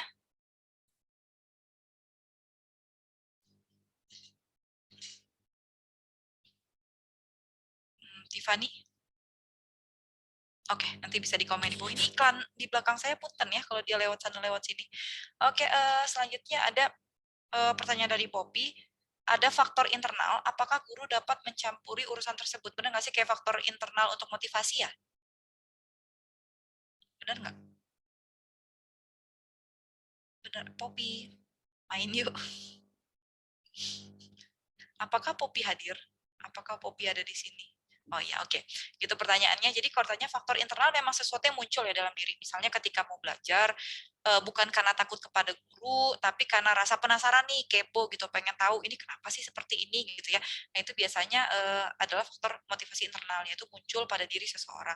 Tapi tidak menutup kemungkinan faktor internal tersebut dibina atau dipengaruhi oleh faktor eksternal. Karena teorinya ya, teori terkini gitu yang disebutkan oleh Ryan DC gitu ya, peneliti dari Australia, dia mengemukakan namanya self-determination theory atau teori determinasi diri, bahwa munculnya motivasi internal, kata dia ya, oh iya, Tiffany nggak apa-apa. Munculnya motivasi internal dapat dipicu oleh 3 hal, kata dia, yaitu autonomus atau otonomi, terus competence atau kompetensi, dan juga itu relatedness atau keterkaitan, gitu ya. Simpelnya adalah kalau kita main Mobile Legend deh ya, gitu ya. Nah ini kalau misalnya kalian Mobile Legend, yang bagi yang main atau main game apapun gitu ya, di sana ada 3 hal tersebut. Makanya itu yang membuat akhirnya setiap pemain Mobile Legend itu dia main berulang-ulang. Secara internal itu memunculkan motivasi internal. Kenapa? Karena ada 3 faktor yang disebutkan sama Ryan Dici tadi. Pertama, adanya yang disebutnya sebagai autonomus. Kalian dapat berperan sebagai apapun sesuai dengan kehendak kalian di sana. Ada peran-perannya tersendiri. Kalian bisa ngambil siapapun. Setelah ngambil juga posisinya kalian bisa ngambil lagi tokohnya siapa nih, hero-nya mau siapa. Udah mau milih lagi lane-nya di mana, itu bisa. Otonomi banget. Pilihan kalian, tanggung jawab kalian, selesai. Mau orang akhirnya ngomongnya beban segala macam, yang penting pilihan saya, selesai. Oke kan? Di sana adalah otonomi kalian dibina banget. Faktor kedua, di sana ada kompetens. Ya kan? Kalian akan mendapat bintang tersendiri, gitu kan ya. Ketika semakin sering bermain hero tersebut, skillnya akan semakin terasah, makin meningkat, makin diakui. Dianggapnya bisa jadi expert di sana. Belum lagi ikut ranking, dipuji sama orang lain segala macam, dan makin meningkat. Kalian merasakan kompetensi saya meningkat di sana. Lebih terlihat dibandingkan kalian belajar yang kompetensinya berkembangnya lebih lama. Kalau belajar akademik di sekolah, prosesnya lebih lama. Kalau di sana kalian main seminggu berturut-turut setiap malam, itu pasti akan terlihat ada kompetensi yang meningkat. Gitu kan ya. Yang ketiga ada relatedness, yaitu ada keterkaitan dengan kehidupan kalian sehari-hari. Berapa banyak orang yang ketika ngobrol tahu yang namanya Mobile Legends? Berapa banyak ketika kalian scrolling di Instagram dan sosial media lainnya, itu kalian menemukan hal tersebut. Belum lagi dari kalian di Shopee dan lain sebagainya, itu sekarang setiap saya mau belanja Shopee, ini kenapa muncul ada voucher Mobile Legends gitu kan ya. Nah itu juga sampai ada di keseharian sehari-hari. Berarti berkaitan dengan kehidupan sehari-hari. Dan itu bisa membuat kalian memiliki keterikatan dengan keseharian, dengan teman-teman, ada lingkungannya. Nah, jadi karena ketiga hal tersebut tercapai, oleh karena itu motivasinya meningkat secara internal untuk terus bermain, gitu kan ya. Nah, jadi kalau tanya, kenapa Mobile Legends? Apakah Mobile Legends-nya salah? Enggak juga kalau saya bilang. Kenapa? Karena game itu berhasil memunculkan atau mengembangkan ketiga hal tersebut. Berarti mungkin dia memiliki orang-orang dari psikologi gitu ya, yang ahli di bidangnya gitu kan ya, sehingga membuat suatu permainan bisa memiliki tiga faktor tersebut gitu. Jadi itu yang bisa kita analisis dari kenapa game online game apapun gamenya, ketika muncul motivasi internal seseorang, padahal sebenarnya ada faktor eksternalnya kan ya, kayak gitu ya. Kenapa dia bisa ada kompetensi kita terlihat meningkat, terus kita kayak merasa otonomi segala macam, itu kan ada game developernya kan gitu kan, eksternal gitu kan ya. Tapi sebenarnya munculnya ketika kita bermain adalah internalnya. Sama ketika di sekolah, guru bisa implikasinya menjadi membina atau memupuk faktor motivasi internal siswanya gitu loh. Caranya gimana? Supportnya, lingkungannya, atmosfernya, segala macam dikondisikan memunculkan rasa penasaran siswanya. Sehingga ketika dia belajar bukan karena takut tugas tidak dikumpulkan akan dihukum, tapi karena dia merasa penasaran dengan topik tersebut. Dia penasarannya internal, tapi tanpa disadari lingkungan sekitarnya dikondisikan oleh si guru. Gitu. Jadi kalau tanya apakah guru bisa mencampuri dalam batas tertentu.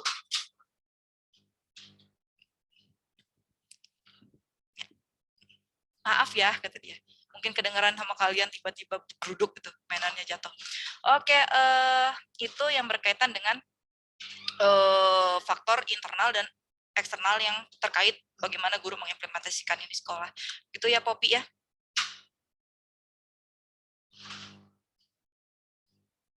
Oke, ya ini pertanyaan yang selanjutnya adalah dari Hamam.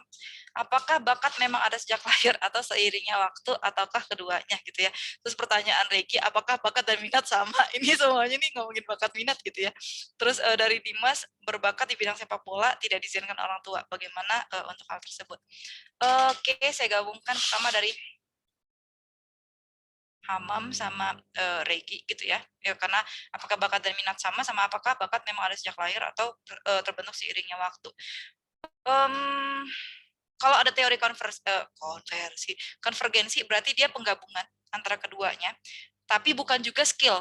Jadi kalau tanya ini berkaitan juga apakah sebenarnya bakat minat sama, itu beda. Gitu ya. Ini dulu kita ngomong sebelum apakah sejak lahir ataukah berkembang ini ya. Nggak apa-apa ya Mam ya, saya ngomong dari perbedaannya dulu. Jadi kalau tanya dari Regi apakah bakat dan minat sama, beda.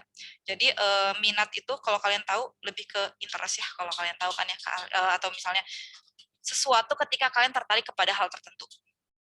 Gitu. Sedangkan bakat adalah ketika kita menerapkannya, melakukannya terlihat lebih unggul dibandingkan anak-anak seusia tersebut, atau tahap perkembangan kita di A, tapi kita udah nyampe naik level selanjutnya. Nah, itu biasanya bisa dikategorikan sebagai bakat. Tapi yang digarisbawahi, apa bedanya sama skill? Biasanya skill itu dipelajari. Nah, ini nih beda ya. Skill itu dipelajari, tapi bakat itu ketika kalian ada triggernya sedikit, itu langsung berkembang sendiri awalnya. Gitu. Kalau skill, sebelum dia mempelajari secara mendalam, dia tidak akan terlihat perkembangannya.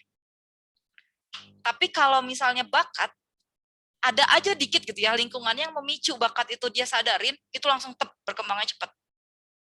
Nah, itu yang sering kali ketika kalian baru misalnya nih, subjektif nggak Bu? Minat subjektif kalau minat sama bakat, walaupun banyak di bidang psikologi hasilnya ada tes segala macam, tapi psikolog juga walaupun dua orang yang misalnya dua-duanya berbakat di bidang spasial atau bangun ruang kayak gitu, belum tentu nanti dia berkembangnya sama. Gitu. Jadi subjektif banget untuk minat bakat gitu ya. Bahkan dua orang yang dua-duanya suka musik gitu ya, ini minat kalau yang tadi bakat. Kalau dua-duanya suka musik, belum tentu musik yang disukai dia sama genrenya, atau misalnya walaupun genrenya sama juga bisa jenis kayak misalnya penyanyinya siapa itu bisa berbeda. Jadi itu benar-benar subjektif untuk minat dan bakat. Itu. Terus jadi udah jelas ya di situ ada perbedaan antara bakat dan minat. Ini saya campur dua-duanya aja karena pasti akan bolak-balik sama Hamam. Terus jadi Bu, apakah bakat memang ada sejak lahir? Seperti saya bilang tadi, ada yang memang bawaan sejak lahir, tapi itu tidak akan terlihat kalau dia tidak terekspos dengan lingkungan tersebut. Contohnya nih, misalnya, apakah seseorang akan tahu kalau dia itu berbakat di, misalnya di bidang kayak motorik gitu ya, olahraga dan segala macam, kalau dia tidak pernah bermain olahraga tertentu, gitu kan? Contohnya, contoh lainnya adalah, misalnya seseorang yang di bidang interpersonal tahu ya, berkomunikasi dengan orang lain, itu ada yang memiliki bakat tertentu untuk berkomunikasi dengan orang lain, dia lebih peka segala macam, berkomunikasi dengan baik. Tapi apakah sejak akhirnya dia akan bisa mengembangkan bakat tersebut, ataukah dia tahu bakat itu, gitu kan ya? Apabila dia dibatasi lingkungan sosialnya, gitu kan ya. Jadi bakat itu kalau bilang, oh udah gede Bu baru terlihat bakatnya, iya karena baru terekspos, gitu kan ya. Eksposnya agak lambat gitu ya ceritanya gitu kan ya. Oleh karena itu katanya anak-anak itu ketika kecil lebih baik diekspos pada banyak hal gitu ya. Kayak misalnya dari hal yang beragam, kayak ikut banyak kegiatan yang makanya katanya kayak hal-hal yang hafalan segala macam seharusnya dikurangin. Kenapa? Karena dia harusnya eksplor biar menemukan bakatnya sejak usia dini. Karena kalau kalian baca buku doang, banyak misalnya si A jadi ini, si B jadi ini, kalian nggak mencoba langsung nggak akan tahu kalau itu bakatnya. Gitu kan ya, bisa sih tes gitu kan, saya pernah waktu tes wawancara pernah gitu ya untuk menentukan minat bakat, tes yang soal-soal pernah, sampai tes sidik jari juga udah pernah gitu, karena katanya lingkar otak manusia sama dengan lingkar jarinya nih yang sidik jari kita, katanya sama dengan lingkar otak. Itu penelitian terkini dari DMI, Dermatological Multiple Intelligence gitu ya. Jadi banyak banget gitu kecerdasan untuk dikembangkan di sana, yang juga disebutnya biasanya kecerdasan atau bakat gitu ya. Jadi kalau tanya Bu, kecerdasan berarti sama dengan bakat, kecenderungannya ke arah sana gitu loh. Dan ingat, teorinya dalam bakat adalah ada nature, ada nurture. Jadi ada yang alami, ada yang dibina. Gitu ya. Maksud dibina gimana? Ada yang memang alami setelah itu hilang. Ada yang ketika dia udah muncul terekspos setelah besar tapi dia dikembangkan. Oh ini banyak banget ya kasusnya ya mungkin ya kalau kalian juga mengalami gitu kan ya. Bu, contohnya seperti apa nih biar enak realnya? Contoh lagi nih si bocil yang di dekat saya ini ya gitu kan ya. Kalau ditanya bakat di bidang apa, di bidang motorik. Dari kecil udah kelihatan, umur 1 tahun dia udah bisa masukin kunci ke lubangnya terus diputer. Dan itu selalu pas. Jadi kenapa? Karena kalau kalian tahu anak kecil tuh umum masukin ke dalam, bener nggak? Tapi tidak semuanya bisa muterin. Ya, ponakan saya itu ketika bukan 1 tahun malah ini, ketika 8 bulan baru udah bisa jalan kayak gitu, itu semua kunci di rumah disembunyiin. Karena kenapa yang ditakutkan adalah dia ngunci diri dia sendiri. Tahu kan ya, ketika dia di dalam dia ngunci, kita di luar kan bahaya gitu kan ya, gitu kan. Jadi diambil sendiri, kecuali kayak kita ada di dalam ruangan, kunci lemari semuanya dibiarin aja. Jadi biasanya di kotak-ketik kayak gitu kan ya, main-mainin itu dibiarin aja gitu kan ya. Jadi udah terlihat dari sana dan Bu, kelihatan nggak? Kelihatan, dan kebetulan bapaknya juga emang suka di bidang-bidang yang ngembangin motorik. Jadi udah emang bakatnya dikembangkan. Jadi ketika umur 1 tahun, 2 tahun, dia udah bisa kayak motor anak-anak yang 2 roda. Ketika 2 tahun. Dan ketika kemarin 5 tahun, itu udah bisa main sepeda 2 roda. Dan sepedanya itu yang tinggi, yang udah kaki dia nggak nyampe. Gitu kan. Tapi ingat ya, yang bakatnya berkembang cepat di satu titik, biasanya akan ada keterlambatan di bidang lainnya, umumnya. Contohnya kalau dia lebih ke sosial, emosionalnya agak lebih lambat. Emosinya lebih sulit dikontrol, lebih cepat kayak kesel gitu-gitu. Terus kayak ngobrol sama orang juga tergantung bagaimana orangnya, masih kayak mikir dulu. Sama anak-anak ada yang tipenya lebih sosial ya gitu ya, kayak ngobrol cepet ketika ketemu orang baru, kalau dia nggak lama dulu lihat dulu gitu kan ya. Jadi ada biasanya ketika diunggul di suatu hal itu biasanya agak keterlambatan di bidang lainnya. Walaupun nggak semua tapi umumnya seperti itu. Kayak gitu. Jadi kalau tanya minat bakat seperti itu untuk Hamam gitu ya, terbentuk sejak lahir atau pokoknya intinya ke expose saja, tapi sayangnya kita belum terekspos ke semua hal kan ya, mungkin banyak hal yang belum kita ekspos sama diri kita sendiri sampai kita usia sekarang misalnya gitu. Nah itu yang jadi kendalanya seperti itu, makanya banyak yang munculnya ketika udah dewasa. Dan ingat ya, semakin dia dewasa semakin sulit mengembangkannya. Kenapa? Respon otaknya. Jadi katanya kalau masih kecil gitu ya, otaknya itu lebih cepat mengelola adaptasinya untuk menyerap informasi lebih cepat dibandingkan ketika kita udah dewasa. Oleh karena itu mengembangkan bakat sejak usia dini itu lebih cepat dibandingkan mengembangkan bakat dari setelah udah dewasa. Tapi yang harus diingat adalah bakat bukan segalanya. Ini yang sering disalahgunakan. Dia berbakat, jadi dia selalu yang digunakan. Nah ini kalau mau kalian bisa baca bukunya, ada salah satunya buku Outliers dari Malcolm Gladwell. Boleh sharing blog nggak sih? Saya mau sharing dong, saya waktu itu analisis artikel nih berkaitan dengan hal tersebut gitu ya. Jadi nanti saya share deh ya, mau share di ini aja ya, di grup ya. Kalau nggak di ini aja. Itu saya sempat menganalisis, jadi Malcolm Gladwell tuh menemukan di hoki Kanada, mayoritas superstarnya gitu ya, dari atlet all-star-nya itu adalah lahir bulan Januari, Februari, Maret. Aneh kan? Kalau dipikir-pikir, kok lahir nih, apa nih, mulai nih mistis-mistis gitu kan ya. Sebenarnya enggak. Kenapa? Karena penutupan penerimaan atlet yaitu tanggal 1 Januari. Sehingga anak-anak yang lahir Januari, Februari, Maret akan lebih besar atau lebih usianya akan lebih unggul dibandingkan dengan anak-anak yang lahir bulan November dan Desember. Kalau dilihat cuman beda bulan, hampir 1 tahun loh bedanya. Kalau kalian tahu ketika anak usia kecil, beberapa bulan itu perkembangannya jauh. Dan mereka dianggap anak-anak yang kayak bisa lebih tinggi, lebih kuat, benar nggak? Sehingga akhirnya ketika si coach yang ngelihat, oh ini anak-anaknya lebih unggul nih, fisiknya lebih bagus, segala macam, dikasih lebih banyak nggak kesempatannya? Dia yang akhirnya diajak ikut latihan, terus diajak ikut pertandingan, segala macam, yang akhirnya membuat anak-anak tersebut pengalamannya lebih banyak dari anak-anak yang lahir bulan November, Desember. Jadi belum tentu November, Desember itu tidak berbakat. Tapi dia dikalahkan oleh keunggulan anak-anak yang lahir beberapa bulan sebelumnya. Yang anak-anak tersebut mendapatkan kesempatan lebih banyak lagi dari coachnya karena keunggulan sedikit hal tertentu yang mungkin mereka beberapa bulan lebih unggul, tingginya lebih tinggi gitu ya, tinggi badannya, dan kekuatan fisiknya lebih bagus. Tapi bertahun-tahun seperti itu apa dampaknya ketika dia dewasa? Mereka lebih banyak pengalaman, lebih banyak training, pokoknya hal-hal yang lebih unggul dibandingkan yang lainnya, jadi all-star. Dan itu banyak juga terjadi sama tokoh-tokoh lainnya, dari kayak The Beatles, termasuk Bill Gates, dan lain sebagainya. Itu dikaji dalam buku itu. Jadi bakatnya terekspos gitu ya, tapi mungkin ada hal-hal yang bisa menghambat, termasuk tadi pertanyaan dari Dimas, gimana nih bisa terhambat yang kayak tadi, mungkin karena dia berbakat tapi karena lahirnya gini dan segala macam, atau orang tuanya tidak mengizinkan sehingga bakatnya tidak berkembang gitu ya. Nah caranya gimana, pastikan dulu memang tertarik gitu ya, selain dari bakat gitu ya, karena mengembangkan bakat aja nggak mudah. Kadang-kadang ketika kita berbakat di bidang motorik, sekali gagal belum tentu kalian masih mau maju atau nyerah kayak gitu. Jadi pastikan dulu emang serius, baru ya tadilah intinya komunikasikan kepada orang tua gitu ya. Ini udah lewat 1 menit jadi saya punten. Kalau misalnya masih ada pertanyaan lanjutan, bisa di keep dulu seperti biasa dan akan kita diskusikan pada saat responsi. Kalau misalnya saya lupa di pedagog itu ada responsi nggak sih? Kalau nggak ada digabung aja sama Lanpen nggak apa-apa sekalian gitu kan ya. Jadi kalau misalnya ada pertanyaan-pertanyaan itu 1 minggu ada 1 pertemuan khusus yang nanti kalian bisa nanya apapun di sana dan kita berdiskusi bersama-sama. Oke? Ya. Oke, mudah-mudahan belum terjawab pertanyaannya biar kalian kepo nyari-nyari lagi ya. Jadi kalau udah cukup nanti malah udah oke, udah puas malah nggak nyari-nyari lagi. Mudah-mudahan masih belum puas sehingga kalian bisa searching lagi informasi, dan kalau ada informasi baru bisa sharing di kelas ya buat nambah informasi untuk ke sayanya juga gitu biar kita bertambah informasinya bersama. Jadi mungkin sekian perkuliahan kita hari ini gitu ya.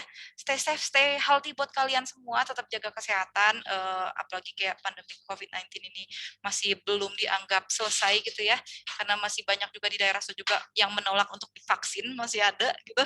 Jadi sama-sama lah kita berdoa dan juga berusaha untuk supaya cepat selesai pandemi COVID-19 ya, biar bisa jalan-jalan lagi ya gitu kan ya, biar bisa hang out sama teman-teman lagi gitu. Jadi kita bertemu lagi minggu depan dan happy weekend buat kalian semua gitu ya, karena saya nggak ketemu sama kalian besok, jadi happy weekend Sabtu minggunya, dan jangan lupa resumenya dikerjakan seperti biasa. Saya mengingatkan hiburan tapi tidak juga meninggalkan tugas kalian atau job kalian gitu kan ya.